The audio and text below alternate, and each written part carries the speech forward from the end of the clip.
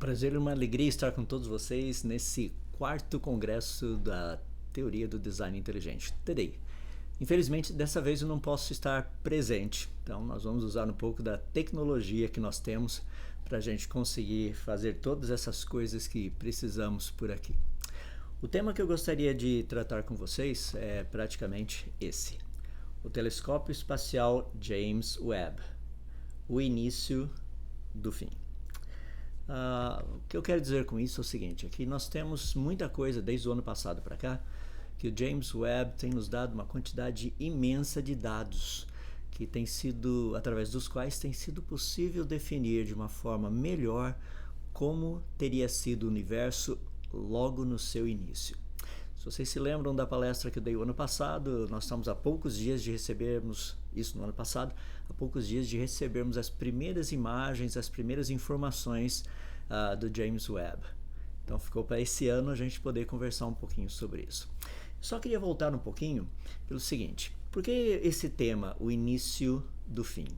A teoria principal que tem sido trabalhada na área da cosmologia, astronomia, astrofísica, ou seja, todas as áreas relacionadas com o cosmos, é a teoria do Big Bang. Ela é uma teoria que propõe que o universo teria surgido espontaneamente há cerca de 13,78 bilhões de anos lá atrás.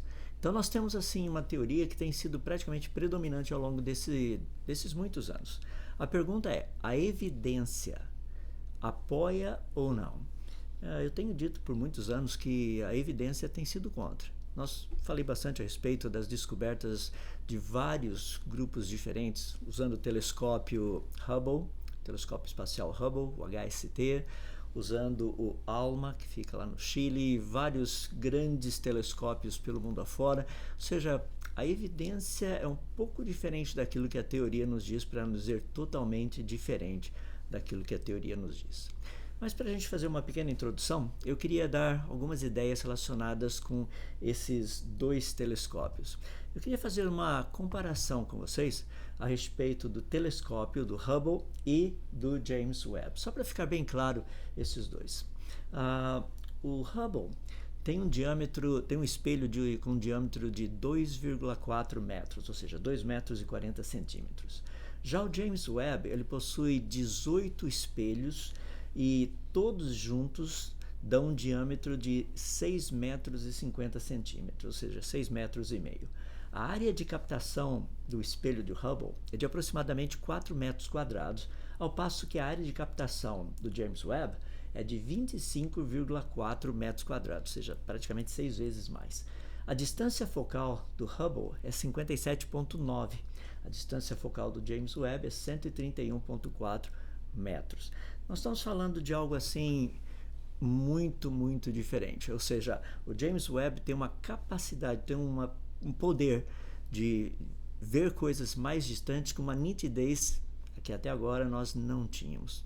Só para mostrar um pouquinho mais ainda, acabei de falar do tamanho dos espelhos, dá uma olhadinha aqui.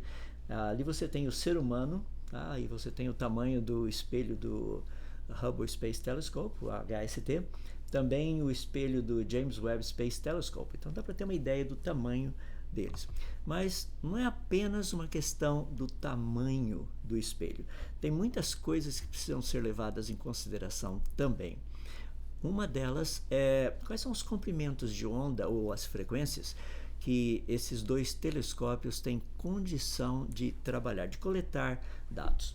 Deixa eu dar uma ideia rapidinha para você aqui, só para todos nós aqui, para a gente poder ter uma noção. O limite de observação dentro da área de comprimentos de ondas, que são em micrômetros, se você pegar, por exemplo, o telescópio Hubble, ele vai de 0,1, que é o ultravioleta, até mais ou menos o 2,5, que é o infravermelho, e pegando uma parte bem grande aí no meio, que é da luz visível. Já se você olhar o James Webb, ele já começa com 0,8 micrômetros, que está mais ou menos ali perto do laranja, por volta dali, e ele vai de uma forma mais específica até os 5,3 micrômetros, podendo chegar até 26,5. Ou seja, ele tem uma capacidade muito grande de visualização no infravermelho.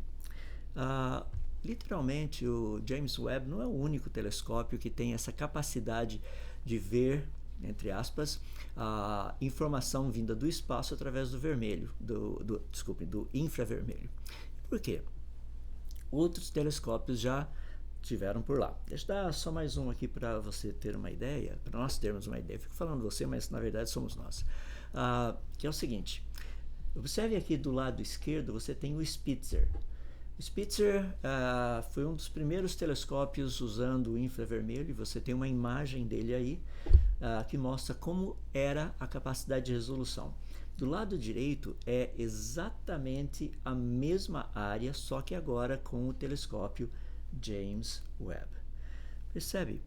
A pergunta então é, por que o infravermelho? Bom, o infravermelho ele é bem importante por várias razões. Primeiro, porque nós temos condição de ver coisas que nós não conseguiríamos ver com as frequências da chamada luz visível. Isso diz respeito especificamente à poeira e matéria que existe no espaço. Então, para podermos ver certas coisas, a melhor frequência seria dentro das frequências do infravermelho. Então, essa é uma das razões do porquê nós estamos usando o infravermelho. Pois bem, aí já falamos um pouquinho a respeito dos dois telescópios, 3 na verdade. Eu queria tratar de 2 efeitos muito importantes para eu poder explicar exatamente o que está acontecendo e como nós interpretamos os dados e coisas desse jeito.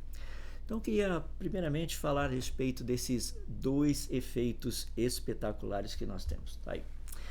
2 efeitos importantes. Nós temos o primeiro efeito, que é o efeito Doppler, e o segundo efeito está relacionado com as linhas espectrais ou linha espectral. Então vamos dar uma olhadinha a respeito, começando a falar a respeito do efeito Doppler. O efeito Doppler é algo que nós já estamos habituados e talvez a maior parte de vocês já ou estudou ou já ouviu falar a respeito. É aquele efeito que nós ouvimos, por exemplo, da sirene de uma ambulância. Se você estiver parado num lugar, estiver passando uma ambulância, se você estiver na frente, ou seja, a ambulância estiver vindo na tua direção, você vai perceber que o som da sirene da ambulância é um pouco mais agudo. Por quê? Porque o som fica um pouquinho mais compactado, o comprimento de ondas é menor. Para quem está atrás da ambulância, ou seja, onde a ambulância já passou, você percebe que a sirene, o barulho da sirene, o som dela, agora fica um pouco mais grave. Por quê? Porque o comprimento de onda é um pouco maior. Esse efeito é muito fácil da gente perceber se você estiver assistindo uma corrida de Fórmula 1 ou qualquer corrida. Você percebe aquele barulho, vou fazer o efeito especial agora, sai assim, okay? Quando está vindo na tua direção, o som é mais grave, mais agudo, desculpe-me. Quando ele está indo embora, o som é mais grave. Então essa é a ideia do efeito Doppler. Só para a gente ter uma ideia, deixa eu colocar aí para você, para que nós possamos dar uma olhadinha. Na verdade, o efeito Doppler nada mais é, no caso da física clássica, onde as velocidades de uma fonte e um receptor em relação ao meio são menores que a velocidade das ondas no meio. A relação entre a frequência observada, o F, e a frequência emitida, F0, é dado por essa equação que vocês estão vendo aí, onde o C não é a velocidade da luz, tá? Aí é a velocidade de propagação no meio. O VR é a velocidade do receptor, o VS, velocidade na fonte. E se a gente quiser colocar de uma forma assim mais específica, esse efeito Doppler, supondo que a fonte esteja se aproximando ou se afastando, aí você tem praticamente esse lambda que nos dá literalmente esse fator de afastamento ou de aproximação. Tá? Então essa é basicamente a ideia do efeito Doppler. Muitas pessoas chegam para mim e falam assim, não, você está falando de som. Exato, a mesma coisa acontece no espaço quando a gente trata de luz. Você fala assim, mas como assim? Deixa eu explicar. Quando nós olhamos no espaço, se um objeto, por exemplo, uma galáxia, estiver vindo na nossa direção, a luz dessa galáxia estaria um pouco mais azulada. Se ela estivesse se afastando da gente, ela estaria um pouco mais avermelhada. Isso é o que a gente chama, no caso do azul, do blue shift, desvio espectrográfico da luz para o azul, e red shift, desvio espectrográfico da luz para o vermelho. Então, é possível captar esse efeito Doppler, inclusive quando nós estamos observando corpos celestes. Através dessa observação, nós sabemos se eles estão aproximando ou afastando. A diferença é que quando nós tratamos de corpos celestes, nós procuramos usar um sistema de equações que é um pouquinho mais simples, que é essa daí que vocês estão vendo, onde a letra Z corresponde a esse desvio espectrográfico da luz para o vermelho. Então, na verdade, nós temos o comprimento de onda em relação ao observador, menos o comprimento de onda original, tudo isso dividido pelo comprimento de onda original. Esse é aquele Z que a gente encontra, que o pessoal fala, nós vimos uma galáxia com Z 3.75, com Z 12. Seja lá o que for, esse é o famoso Z. A pergunta é, mas como é que a gente calcula então esse Z? Como é que a gente sabe que a luz de uma galáxia está mais azulada do que ela deveria ser ou mais avermelhada do que ela deveria ser? Essa é uma boa pergunta e a resposta com respeito a isso está relacionado com o espectro de emissão, ou seja, elementos químicos, quando superaquecidos, os seus elétrons passam de um nível de energia para outro. A gente vai tratar, eu vou dar uma explicação básica. Esse salto é muito interessante porque esse elétron fica nesse nível de energia e quando ele volta ao seu nível de energia normal, ele emite um fóton. Em outras palavras, se nós olharmos para cada elemento químico tem uma quantidade específica de linhas espectrais, ou seja, de emissões que caracterizam aquele elemento. Por exemplo, o hidrogênio tem tem 568 linhas. Se nós pegarmos o oxigênio já possui 5.913 linhas. Se pegarmos o ferro, ele possui 34.233 linhas. Se pegarmos, por exemplo, o enxofre, ele possui 8.033 linhas. Ou seja, cada elemento químico ele tem uma assinatura. Espetacular, não é? A gente não precisa ir até lá para saber o que tem naquela galáxia, o que tem naquela estrela. A gente consegue ver daqui. É só uma questão da gente olhar e ver quais são os elementos químicos que estão lá. Você fala, peraí, mas como é que você sabe que é mais azulado, mais avermelhado? De novo, vamos dar uma olhadinha no princípio, tá? Eu acabei de mencionar agora de pouco que um elemento químico, por exemplo, aí você está vendo o nitrogênio. Pega um elétron que sai do nível 2 de energia, pula para o nível 3 e de repente ele não consegue manter lá, ele volta para o nível 2. Quando ele volta para o nível 2, ele emite um fóton que tem praticamente um comprimento de onda de 656,28 nanômetros, é o que a gente chama de H-alfa. Então, quando nós olhamos isso, essa linha específica, isso daí é hidrogênio. Ah, que legal! Se nós tivermos mais linhas, olha só o raciocínio, que coisa interessante. Vamos pegar o caso do hidrogênio. Deixa eu dar algumas ideias para vocês. Se vocês entrarem no site do NIST, que literalmente onde você encontra uma quantidade muito grande de informação, você vai encontrar especificamente linhas de todos os elementos químicos. Por exemplo, do hidrogênio, eu acabei de mencionar para vocês, são 568 linhas do espectro. Deixa eu mostrar algumas delas. Vou pegar algumas que são mais importantes. Está vendo essa azulada que eu marquei aí?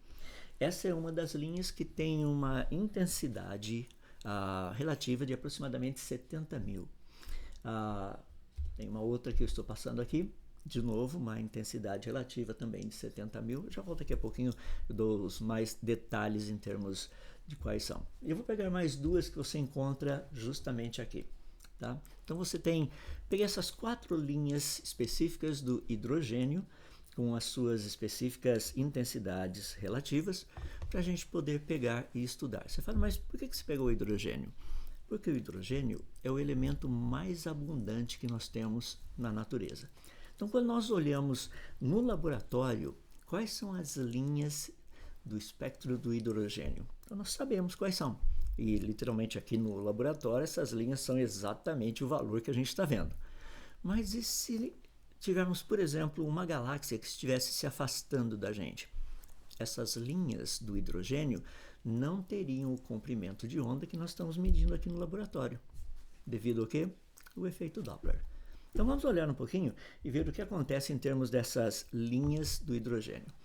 Se nós pegarmos no laboratório, você vai perceber as linhas que eu coloquei ali, uma delas é 0,39 microns, a outra é 0,41, a outra é 0,43 e a outra é 0,46, tá? Quase 0,47. Então você tem essas linhas todas aí, literalmente, desculpa, 0,47 não, 0,49. Você tem essas linhas todas do hidrogênio. Então vamos fazer o seguinte, quando nós recebemos uma imagem específica do James Webb, é feito um trabalho para ver quais são esses comprimentos de onda. O que seria isso? Então, um desenho não, para você ter uma ideia, uma das imagens que nós temos, eu estou pegando uma das primeiras, foi bem interessante. Dá uma olhadinha nisso aqui. Você está vendo ali as várias linhas. A pergunta é, o que é hidrogênio e o que não é hidrogênio? O que é isso? Pode ser ruído, pode ser interferência, pode ser um monte de coisa. No entanto, olha que coisa espetacular. Eu vou sobrepor as linhas do hidrogênio em cima desse gráfico, embora, preste atenção, embora os comprimentos de ondas são diferentes. Está vendo ali embaixo? 3,4, 3,6 microns, 3,8 microns, 4,0, 4,2, 4,4, 4,6, 4,8. Você fala aí, mas é diferente. Olha que interessante. Vou sobrepor as linhas. Percebe que fascinante? Elas estão bem dentro de alguns picos que nós estamos vendo aí. Rapaz, você fala assim, mas espera aí, o que você quer dizer com isso? O que eu quero dizer é que nós estamos vendo hidrogênio numa galáxia distante. A única diferença é que as linhas do hidrogênio estão mais em direção ao infravermelho. Passaram do vermelho, ou seja, nós estamos vendo essas linhas literalmente daquilo que a gente chama de redshift, desvio espectrográfico da luz para o vermelho. Vamos dar uma olhadinha mais específica só para a gente ver os detalhes. Aqui você está vendo novamente as linhas, vamos colocar os dois aí. Então você vê na parte de baixo o James Webb Space Telescope, na parte de baixo o NIST, que é o National Institute of Standards and Technology, em cima JWST, James Webb Space Telescope. Vamos colocar esses valores ali. Dá uma olhadinha. Aqui você tem literalmente embaixo, você vai vendo os valores dos comprimentos de onda que são medidos no laboratório. Onde está ali o NIST? Lá em cima no JWST é onde nós temos os comprimentos de ondas que foram medidas pelo James Webb Space Telescope. Tem várias maneiras da gente saber como esse negócio funciona. Eu não vou entrar nos muitos detalhes, porque são muitas delas, mas eu quero dar uma que é bem tranquilo, assim, quando a coisa é relativamente mais clara. Deixa eu colocar desse jeito. Deixa eu mostrar para você o que eu estou falando. Dá uma olhadinha assim, se eu pegar os comprimentos de ondas, olha só, entre os dois primeiros no laboratório, a proporção é de praticamente 5,18% entre a primeira linha e a segunda linha. Se você pegar no JWST, no James Webb, a proporção é 5,20. Se a gente pegar da segunda para a terceira linha, a proporção é de 5,50. No James Webb, 5,52. Se a gente pegar da terceira para a quarta linha, no NIST, está 10,71%. Se a gente pegar no James Webb, 10,70%. Percebe? Nós temos confiança que essas linhas que foram vistas ali, elas são do hidrogênio. Você fala, não, mas no hidrogênio, lá no laboratório era diferente. Correto. É por isso que nós chamamos isso de desvio espectrográfico da luz para o vermelho, o efeito Doppler que ocorre nas galáxias. Então agora a gente tem condição, inclusive, de trabalhar um pouquinho mais a respeito disso, porque se você olhar, nós vamos poder fazer algo que é bem interessante. Nós podemos calcular esse valor de Z. Lembra que eu mencionei agora de pouco a equação Z igual L menos L0 dividido por L0, aquele negócio todo? A gente vai dar uma olhadinha agora, vamos fazer esses cálculos para a gente ver com essas diferenças de comprimentos de ondas, qual seria o desvio espectrográfico da luz desse objeto que foi observado pelo James Webb Space Telescope. Então vamos ver ali. Agora eu tenho, vocês estão vendo o que eu já tinha dado a parte principal, e agora nós estamos vendo aí literalmente o Z. Percebe que o Z é praticamente o mesmo? Deixa eu colocar isso de uma forma melhor numa planilha, só para a gente poder perceber. Olha lá. No NIST, você tem o valor que é literalmente observado no laboratório, e você tem no James Webb Space Telescope, o que foi observado, e daí a gente calcula o redshift. O Z médio desse objeto é 8.489278 e tem um desvio padrão aí de 0,0015. Em outras palavras, agora nós sabemos qual é o desvio espectrográfico da luz para o vermelho desse objeto. Em outras palavras, a gente pode pegar agora e fazer um cálculo muito interessante. Sendo que nós conhecemos o desvio, esse quase 8,49, é possível agora nós calcularmos o comprimento de onda da emissão. Em outras palavras, a gente consegue fazer o efeito contrário. Nós pegamos os valores que nos foram dados pelo James Webb Space Telescope, e agora nós podemos fazer o efeito inverso, ou seja, nós podemos parar e ver quais seriam os outros elementos químicos presentes nesse objeto. Foi justamente isso que esse pessoal todo fez, inclusive na publicação saiu mostrando hidrogênio, oxigênio, neônio, desculpe-me, ou seja, uma quantidade grande deles aí, tá? Em outras palavras, foi feita uma avaliação dessas, sendo que já era conhecido o desvio espectrográfico, no caso o Z, de 8.849, agora foi possível calcular quais seriam os outros elementos químicos presentes logo ali. O fascinante para mim é que eles apresentaram hidrogênio, oxigênio, neônio. Esses foram os principais. No entanto, se nós olharmos, existe uma quantidade muito grande de outros elementos químicos presentes ali. Se você olhar, eu coloquei embaixo algumas dos comprimentos de ondas, você percebe que tem vários picos ali assim, e a gente tem condição de dar uma olhada muito específica a respeito disso. Veja só, eu vou pegar os comprimentos de ondas que nós encontramos só para colocar aqui para você ter uma noção. Veja só, neônio, nós temos dois comprimentos de ondas específicos que mostram que existe neônio naquele corpo celeste. Oxigênio, nós temos 3 específicos. O hidrogênio eu já falei, tem 4 deles. No argônio, nós temos 2 específicos. Você fala, não, mas eu não vi isso lá. É verdade, você não viu, mas tem. Nós temos também no cromo, existem 5 linhas específicas que mostram que aquele objeto possui cromo. Não somente isso. Existem 8 linhas específicas do vanádio e 10 linhas específicas do ferro. Rapaz, ferro no início do universo, vanádio no início do universo. Já imaginou que coisa espetacular? Isso é o que o James Webb está nos mostrando. Só que muitas pessoas, quando olham isso daí, eles só veem aqueles elementos químicos que foram apresentados, eles não veem os demais. Seria tão bom se pudessem mostrar os outros elementos químicos também. Só para a gente ter uma noção, deixa eu pegar em termos de intensidade. Dá uma olhadinha. Se nós olharmos a intensidade, o neônio nos dá uma intensidade relativa, pelo que a gente viu ali no gráfico apresentado por eles, de 0,51 a 0,58. Isso aparece na publicação científica. No entanto, o ferro, que tem essas 10 linhas no espectro e não aparece na publicação científica, tem literalmente uma intensidade igual a do neônio. Vai praticamente 0,13 até os picos maiores com 0,58. Rapaz, isso é um negócio assim muito legal, sabe por quê? Porque mostra que o ferro não tem uma intensidade tão menor assim do que o neônio que está presente lá. Ou seja, é uma quantidade razoável de ferro nesse corpo celeste que a gente vai ver qual a distância dele daqui a pouquinho. Então nós podemos agora dar uma olhada, vamos comparar isso aí, esse dado aqui com o do Sol. Vamos voltar aqui, ó. Esse é o material neônio, vocês estão vendo ali as intensidades relativas dos 2 picos e as intensidades relativas do ferro entre esses 2 valores, 0,13 até o 0,58, esses 10 que eu mencionei para vocês.